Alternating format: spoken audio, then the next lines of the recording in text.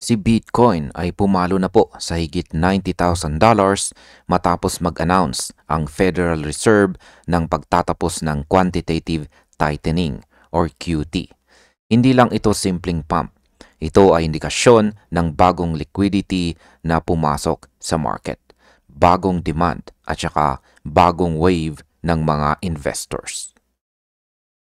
Kasabay po nito ang malakas na interest ng mga users ng Vanguard sa crypto ETF ay parang gasolina na ibinuhos sa apoy. At dito po nagsimula ang surge na nagpaangat kay Bitcoin. Kaya ang tanong, bakit ganito kalakas ang epekto ng policy change sa market? At ayan po ang siyang ating pag-uusapan sa video na ito at simulan po natin sa ating unang katanungan kung ano po ba ang nangyari matapos tapusin ng Fed ang QT. Kapag sinabi po nating end of QT, ibig sabihin ay tinatapos na ng Federal Reserve ang pagbawas ng assets sa kanilang balance sheet. Sa madaling salita, humihinto na sila sa pag-drain ng liquidity mula sa sistema. Ang epekto po nito ay fresh capital na pwedeng pumasok sa risk market at dito po nag-react si Bitcoin. Ang Fed ay nag-inject po ng $13.5 billion na bagong liquidity. At kahit maliit na scale ng macro, sapat ito upang mag-ignite or magdulot ng optimism.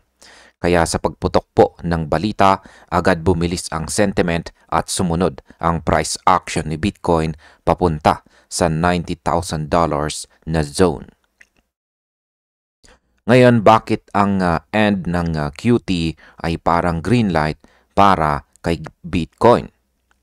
Para maintindihan ito, isipin natin si Bitcoin bilang asset na umaasa sa environment na mataas ang liquidity at mababa ang interest rates.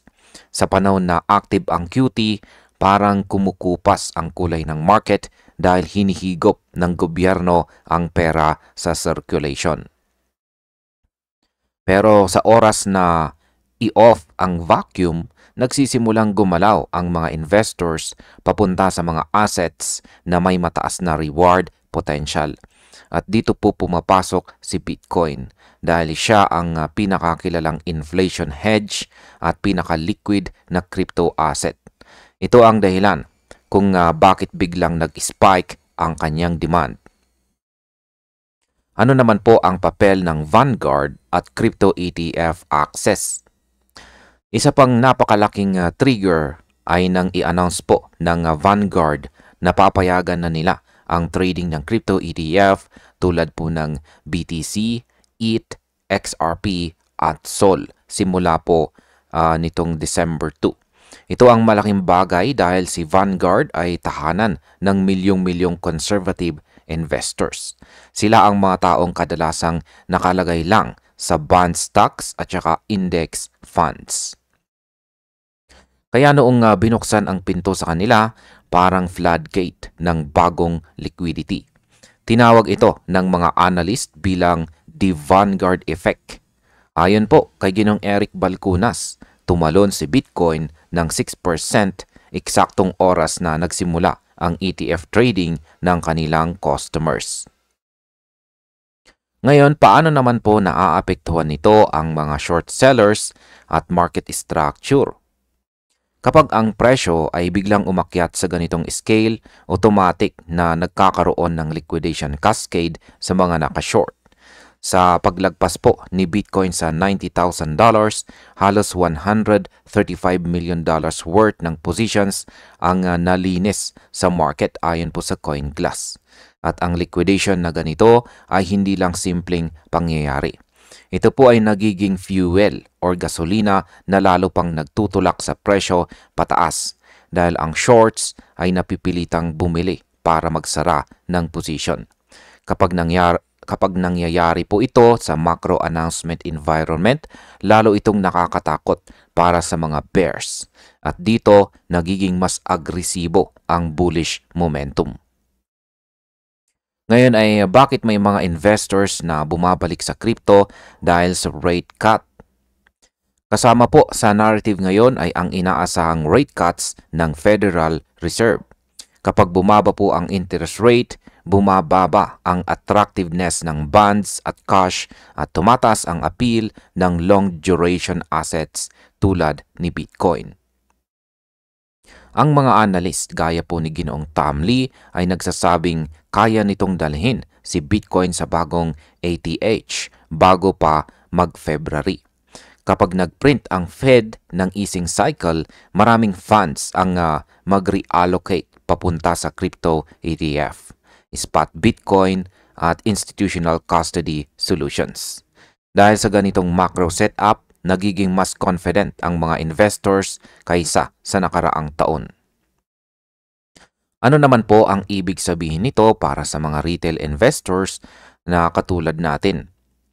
Para po sa atin na nasa market, ang mahalagang maintindihan ay hindi lahat ng galaw ay dahil sa hype. Ang mga whales at saka institutions ay gumagalaw kapag may policy shift. Hindi ito tungkol sa FOMO.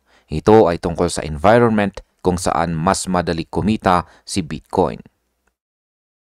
Kapag may liquidity infusion at access sa ETF markets para sa libu-libong bagong investors, ang pressure ay napupunta sa buy side.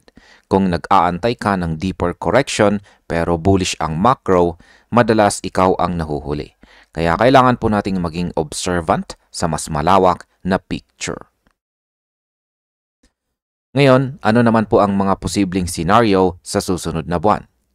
Kung magtutuloy ang momentum, posible po ang sustained rally, lalo na kung 3 o higit pang rate cuts ang matutuloy ngayong 2025 gaya po ng inaasahan dito sa Kalshi market na may 90% confidence. Kapag gumawa ng bagong high si Bitcoin, maaaring sidelined capital ang maaaring pumasok. Pero importante ring bantayan natin ang volatility.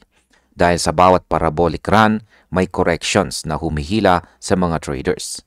Ang magiging lakas ni Bitcoin ay magdidepende kung mananatiling robust ang ETF demand at kung hindi babawi ang Fed.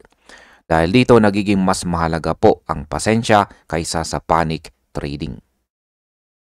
At bilang panghuli ay ano naman ang aking masasabi tungkol dito? Hindi po aksidente ang pag-angat ni Bitcoin sa $90,000. Ito ay kombinasyon ng macro dynamics at investor psychology. Ang Fed end of QT ay nagtanggal ng malaking pressure sa liquidity. Ang Vanguard ETF access ay nagpasok ng bagong audience at ang rate cut expectation ay nagbigay po ng bullish fuel. Hindi ibig sabihin na walang risk pero malinaw na iba na ang environment ngayon kumpara noong unang bahagi ng taon. Kaya kung may hawak ka o nag-aabang ka ng entry, laging tandaan na ang market ay gumagalaw sa narrative at hindi po sa emosyon. At hanggang dito na lamang po tayo sa video na ito mga ka-crypto. Maraming salamat sa panonood.